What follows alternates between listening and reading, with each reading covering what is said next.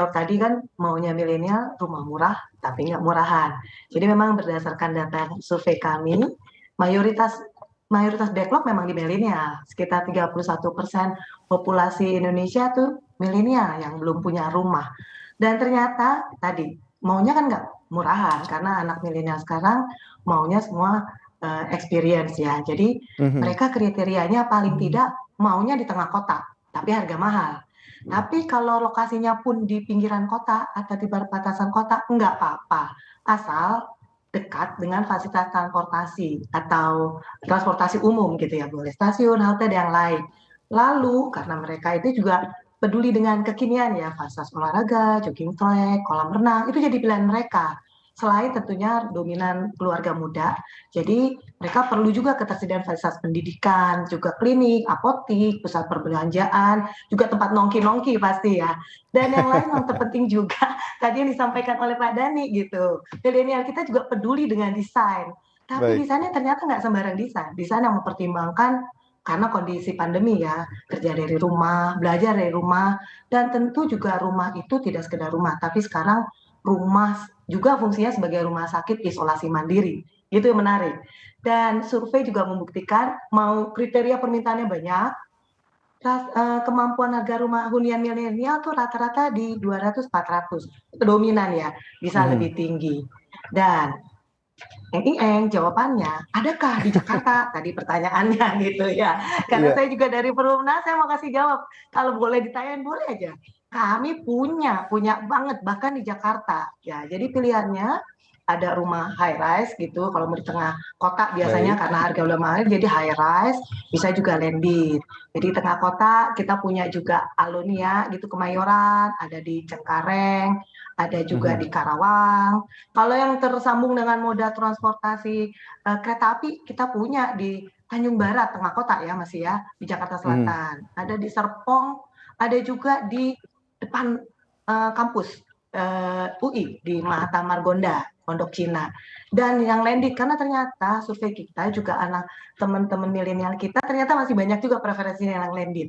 Nah, kita Mhm. punya juga landed yang tersambung dengan moda transportasi umum ada di Parayasa Serpong, Bogor, dan ada juga Samastra Darmaga.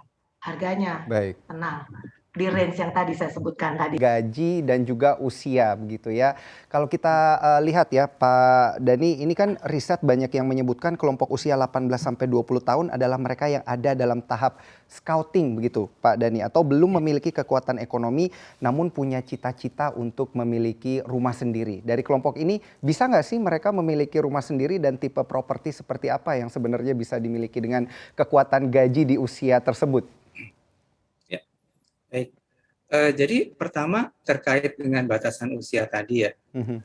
kita bisa bicara bahwa memang agak sulit ya untuk kelas-kelas yang terlalu muda biasanya untuk mendapatkan rumah, itu lebih karena memang ada batasan-batasan dari sisi pendanaan. Contoh di KPR itu mereka rata-rata minimal batas usia untuk mendapatkan fasilitas KPR itu di usia 21 tahun gitu ya. Jadi ada batasan. Jadi di bawah itu kemungkinan akan ditolak gitu ya. Lalu kemudian mereka juga harus bekerja minimum 1 tahun. Nah, yang jadi catatan memang adalah di usia-usia ini sebetulnya kalau kita bicara yang masih kuliah gitu ya, Mhm. rata-rata sih kalau saya lakukan survei gitu ya, ini mereka sebetulnya belum betul-betul berpikir untuk sudah memiliki rumah gitu ya. Mereka rata-rata masih berpikir bagaimana caranya lulus kuliah dengan baik dan cari kerja gitu ya. Baik. Tapi kalau misalkan yang mereka memang tidak kuliah, langsung udah kerja, udah punya penghasilan sendiri, apalagi sudah siap untuk menikah gitu ya. Nah mereka ini yang sudah tentu berpikir ke arah mencari rumah. Nah memang ada beberapa hal yang bisa dilakukan. Pertama kalau kita bicara tadi tergantung kebutuhannya dulu gitu ya. Kalau Mhm. mereka ini adalah memang ingin langsung rumahnya itu untuk dihuni sendiri. Akan berbeda tentunya kalau saat mereka berpikir untuk berinvestasi di properti gitu ya. Nah, kalau berinvestasi cukup banyak sebetulnya sekarang developer menawarkan hal-hal yang relatif unik ya. Jadi pertama mereka bisa menawarkan sharing kepemilikan gitu. Jadi misalnya ada Mhm. satu unit yang bisa dimiliki oleh 10 orang gitu ya. Mhm. Misalnya ada apartemen harga 500 juta dibagi ke 10 pembeli, nah masing-masing itu mereka kayak punya saham gitu ya. Nah itu salah satu cara berinvestasi yang memang cukup menarik gitu ya. Kalau misalkan mereka memang berinvestasi dalam jumlah atau dana yang tidak besar gitu ya. Lalu kemudian kalau misalkan mereka belum bankable, artinya belum dapat fasilitas KPR, developer sebetulnya banyak menawarkan juga cicilan bertahap gitu ya. Cicilan bertahap jangka panjang, atau kalau misalkan banyak juga cicilan DP yang panjang. Misalkan Mhm. untuk apartemen terutama ya, untuk apartemen ini banyak sekali yang menawarkan cicilan DP panjang 36 bulan misalkan ya, atau 48 bulan sampai apartemen selesai, baru setelah itu kita bisa cicil KPR. Jadi artinya pada saat itu kalau misalnya mereka sudah punya kemampuan tapi belum bisa mendapatkan fasilitas dari bank, mereka Baik. bisa ulur waktunya tuh 3 tahun sampai mereka nanti pas 3 tahun ke depan mengajukan ke pihak bank. Jadi artinya Baik. banyak hal yang sebetulnya bisa dilakukan, dan ini sudah diakomodir oleh developer gitu ya. Banyak developer sudah mengakomodir ini Baik. sehingga sebetulnya bisa mereka ini mencoba mendatangi developer sejauh mana Baik. developer menawarkan program-program yang relatif baik gitu ya. Saja kita tanyakan ke Ibu Tambok terlebih dahulu, ini seperti apa nih Bu? Lebih murah mana, membeli rumah lelang termasuk kebutuhan renovasi atau biaya membeli rumah inden dengan perhitungan wilayah yang sama? Oke. Nah, ini pasti seperti tadi tergantung kebutuhannya. Kalau Mhm. rumah lelangnya memang harganya at the bottom sekali, ya mungkin mungkin bisa untung, tetapi perlu biaya renovasi dan perlu perlu waktu. Dan Mhm. biasanya kalau di bawah sekali itu di tengah kota banyak sekali yang merubung gitu ya, Mhm. lelang seperti ini. Dan biasanya jarang terjadi ya karena bank juga ada perhitungannya. Nah, sementara kalau rumah inden tentunya rumahnya sudah sesuai dengan ekspektasi kita. Kalau rumah lelang tentu belum sesuai, kondisinya apa adanya, bahkan ada yang lelang kita tidak boleh lihat masuk tergantung kondisi lelang dari perbankannya ya. Dan butuh waktu, jadi butuh waktu renovasi, butuh waktu administrasinya, dan belum tentu sesuai dengan harapan kita. Lalu kalau sementara rumah inden, mungkin harganya hampir sama-sama juga, tidak jauh, tapi udah sesuai dengan ekspektasi kita dan bisa langsung dihuni tanpa pusing-pusing juga.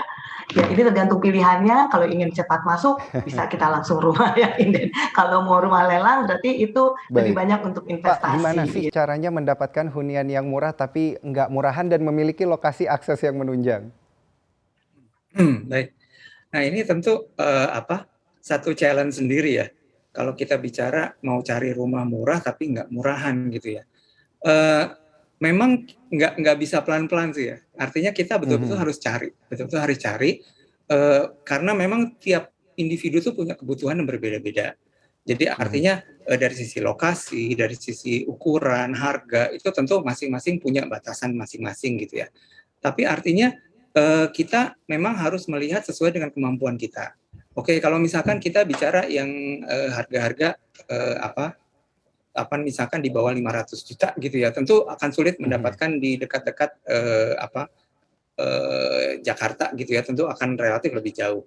Nah, itu apa yang harus dicari? Tentu transportasi gitu ya, kemudahan, aksesibilitas, kemudahan dari menjangkau dari rumah tersebut ke tempat aktivitas kita. Itu yang jadi penting. Jadi lokasi itu penting, tapi sebetulnya aksesibilitas dan keterjangkauan tadi itu lebih penting.